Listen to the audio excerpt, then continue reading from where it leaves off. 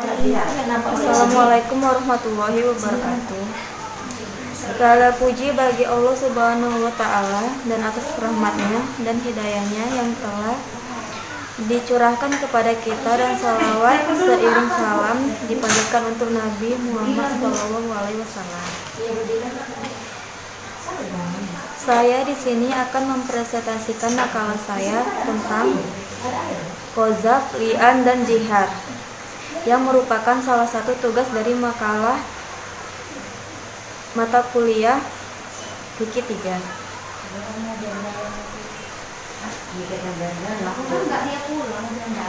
Qadzaf, li'an, dan jihar. Qadzaf menurut bahasa yaitu ramyu syai, berarti melempar sesuatu. Sedangkan menurut istilah syara adalah melempar tuduhan zina kepada orang lain yang karenanya mewajibkan hukuman had bagi tertuduh. Suatu prinsip dalam fikih kinayah bahwa barang siapa menuduh orang lain dengan suatu yang haram, maka wajib atasnya membuktikan tuduhan itu. Apabila ia tidak dapat membuktikan tuduhan itu, maka ia wajib dikenai hukuman. Dasar hukum qadzaf dalam Al-Quran. Dalam surah An-Nur ayat 4 yang berbunyi, dan orang-orang yang menuduh wanita-wanita yang baik-baik berbuat zina, dan mereka tidak mendatangkan 4 saksi, maka derahlah mereka yang menuduh itu 80 kali derah. Dan janganlah kamu terima kesaksian mereka buat selama-lamanya, dan mereka itulah orang-orang yang fasik. Quran Surah An-Nur ayat 4. Dasar hukum qadzaf dalam hadis. Dari Aisyah, ia berkata, tak kala turun ayat pembebasanku, Rasulullah Shallallahu Alaihi Wasallam berdiri di atas mimbar, lalu ia sebut yang demikian dan membaca Al-Quran. Maka tak kala turun dari mimbar itu supaya diderah 2 orang laki-laki dan 1 perempuan, lalu dipukul mereka dengan derah. Riwayat oleh Ahmad dan Imam 4, dan Bukhari telah menyebutkannya dengan isyarat. Unsur-unsur jarimah qadzaf. 1. Adanya tuduhan zina atau menghilangkan nasab. 2. Orang yang dituduh harus orang yang muhsan. 3. Adanya niat yang melawan hukum.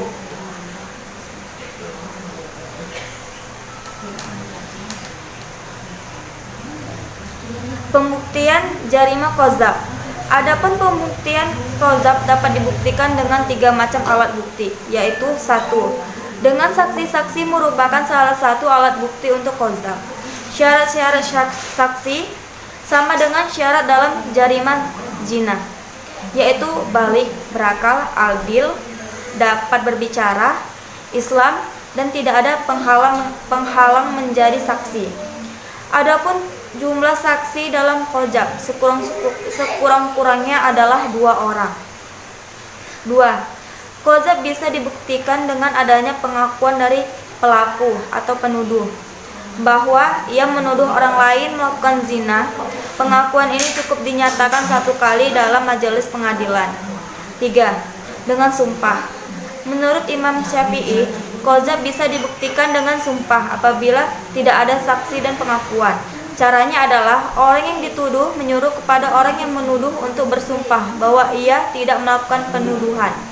Apabila penuduhan enggan untuk bersumpah, maka jarimah qadzaf bisa dibuktikan dengan keengganannya untuk bersumpah tersebut. Demikian pula sebaliknya. Hukum jarimah qadzaf. Hukum pokok yaitu jilid atau derah sebanyak 80 kali. Hukuman ini adalah hukuman had yang telah ditentukan oleh syara, sehingga ulil amri tidak punya hak untuk memberikan pengampunan.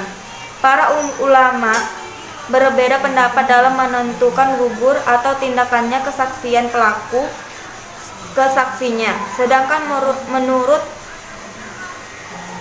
Imam Abu Hanifah tetap tidak dapat diterima kesaksiannya. Sedangkan menurut Imam Ahmad, Imam Syafi'i, Imam Malik dan dapat diterima kembali persaksiannya apabila telah tobat.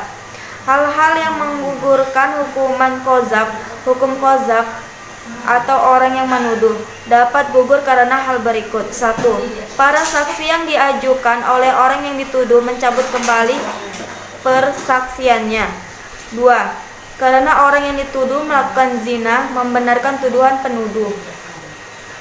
Korban yang akan dituduh berzina tidak mempercayai keterangan para saksi menurut Abu Hanifah. 3. Hilangnya kecakapan para saksi sebelum melaksanakan hukuman menurut Abu Hanifah, tetapi menurut ulama yang lain tidak demikian.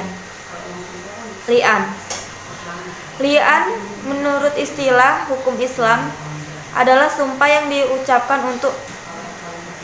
diucapkan oleh suami ketika ia menuduh istrinya berbuat zina dengan empat kali kesaksian bahwa ia termasuk orang yang benar dalam tuduhannya.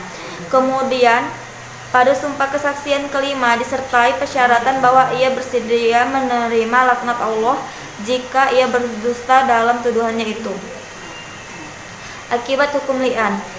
Sebagai akibat dari sumpah li'an yang berdampak pada suami istri, yaitu li'an menimbulkan pula perubahan pada ketentuan hukum yang mestinya dapat berlaku bagi salah satu pihak suami atau istri. Perubahan itu diantaranya adalah sebagai berikut. 1. Gugur hak atas istri sebagai had zina. 2. Wajib had istri sebagai had zina. 3. Suami istri bercerai untuk selama-lamanya. 4. Ditetapkan berdasarkan pengakuan suami bahwa ia tidak mencampuri istrinya. 5. Bila ada anak tidak dapat diakui oleh suami sebagai anak. Perceraian akibat li'an berlaku untuk selama-lamanya. Suami istri yang berli'an tidak boleh kawin lagi untuk seumur hidup. Zihar menjadi salah satu budaya kaum jahiliyah yang dilarang dalam Islam. Secara bahasa, zihar artinya punggung, sedangkan secara istilah, zihar adalah perbuatan suami menyamakan istrinya dengan perempuan mahramnya.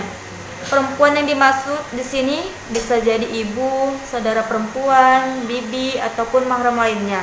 Contoh ungkapan zihar yaitu punggungmu persis seperti punggung ibuku. Sudarto dalam buku Ilmu Fikih 2018 menyatakan, suami yang telah berzihar istrinya secara sah bisa mendapatkan dua akibat. A. Haram untuk bersetubuh. Ia dilarang melakukan persetubuhan dengan istrinya sebelum membayar kafarat. Kemudian diharamkan pula perbuatan-perbuatan pendahuluannya seperti mencium, mengecup, dan lain-lain. Hal ini disampaikan oleh Imam Malik dan Abu Hanifah dalam kitab beliau.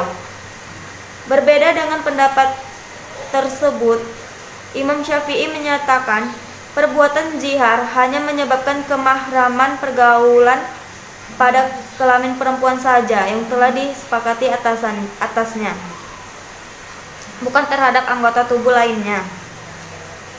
B. Wajib membayar kafarat untuk kembali lagi.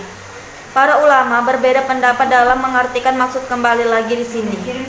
Ibnu Qatadah, Sa'id bin Zubair, Abu Hanifah dan murid-muridnya mengatakan bahwa kembali lagi artinya kembali